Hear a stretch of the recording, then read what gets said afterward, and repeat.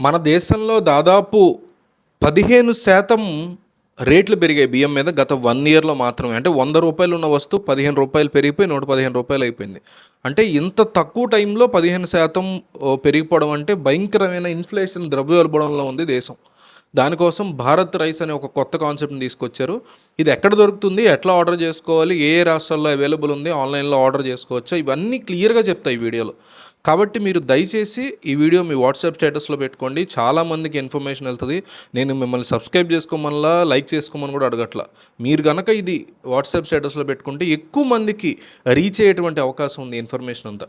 So ఇప్పుడు విషయానికి వస్తే భారతదేశంలో పెరిగిపోతున్నటువంటి రైస్ ధరలు, బియ్యం ధరల్ని కాస్త కంట్రోల్లోకి తీసుకురావడానికి ఎక్కువ మంది సామాన్యులకి మంచి చేయడానికి ఫుడ్ కార్పొరేషన్ ఆఫ్ ఇండియాతో కొలైడ్ అయ్యి భారత ప్రభుత్వం తీసుకొచ్చినటువంటి కాన్సెప్ట్ భారత్ రైస్. రూ.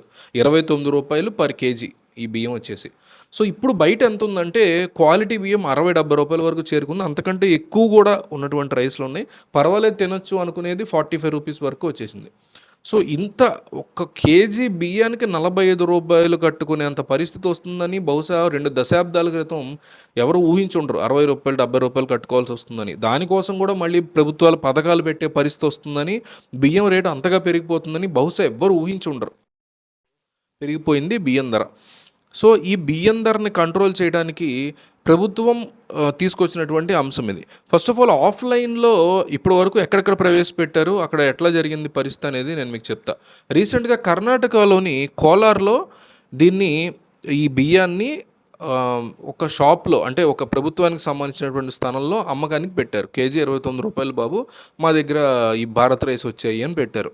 పెడితే కరెక్ట్గా 2 గంటల్లో 10 టన్నుల బియ్యం కొనుక్కెళ్ళారు జనాలు. అంటే కారుల్లో, బస్సుల్లో, లేకపోతే బండ్లు, స్కూటర్లో వేసుకొచ్చి మనుషులు నడుచుకుంటూ వచ్చి 5 కేజీలు 10 కేజీలు పట్టుకుని వెళ్ళిపోయారు. అంటే 2 గంటల్లో 10 టన్నుల బియ్యం తీసుకెళ్లారంటే ప్రజలు ఎంతగా ఎగబడుతున్నారు, దేశంలో రేట్లు ఎంతగా పెరిగిపోయాయి అనేది మనకి స్పష్టంగా అర్థమవుతుంది. అంత లెవెల్లో భారత్ రైస్ అనేది అంత డిమాండ్ని చేకూర్చుకుంది. కేవలం కర్ణాటకలోని కోలార్లోనే కాదు, దేశం మొత్తం మీద చాలా రిపోర్ట్లు ఉన్నాయి అట్లా. సో ఇప్పుడు ఇది ఆంధ్రప్రదేశ్ రాష్ట్రానికి 10 రోజుల్లో రాబోతోంది. తెలంగాణ విషయంలో ఇంకా క్లారిటీ లేదు. 10 రోజుల్లో, ఈరోజు ఫిబ్రవరి 18వ తారీఖు, 28, 29 రోజుల్లో మళ్ళీ ఇంకో వీడియో చేస్తా రాగానే. అప్పట్లోపు ఆంధ్రప్రదేశ్, తెలంగాణలో కూడా రైస్ రాబోతుంది. అయితే ఆన్లైన్లో ఆర్డర్ చేయొచ్చా అని చాలామంది అడుగుతున్నారు నన్ను. ఆన్లైన్లో ఆర్డర్ చేయొచ్చు. అయితే అమెజాన్లో వెతికి, ఫ్లిప్కార్ట్లో వెతికి కనుక మీరు భారత్ రైస్ను ఆర్డర్ చేస్తే మీరు చాలా పెద్ద స్కామ్లో ఇరుక్కుంటారు. అవన్నీ ఫేక్ రైస్లు. భారత్ రైస్ అని పేరు చెప్పి ఫేక్ రైస్లు అమ్మేస్తున్నారు. చాలా జాగ్రత్త. చీప్ బియ్యం వస్తుంది ఇంటికి వచ్చేసరికి. రూ. 29 కేజీ ఉంది కదా, భారత్ రైస్ అని పెట్టాడు కదా మోడీ, ఇదే అనుకుని కొనటం మొదలెట్టారంటే మాత్రం ఫ్లిప్కార్ట్, అమెజాన్ ద్వారా మీరు చాలా మోసపోతారు. ఫాల్స్ డీలర్స్ ఉన్నారు, ఫ్రాడ్ డీలర్స్ ఉన్నారు. చాలా జాగ్రత్త. ఈ విషయం కోసం కొన్నా మీరు కనీసం వాట్సాప్లో పెట్టాలి వీడియో, అందరికీ తెలియాలి కాబట్టి. ఎందుకంటే ఎంతోమంది అమెజాన్, ఫ్లిప్కార్ట్లో కొనేస్తున్నారు. ఆన్లైన్లో ఉంది కానీ అమెజాన్, ఫ్లిప్కార్ట్లో లేదు.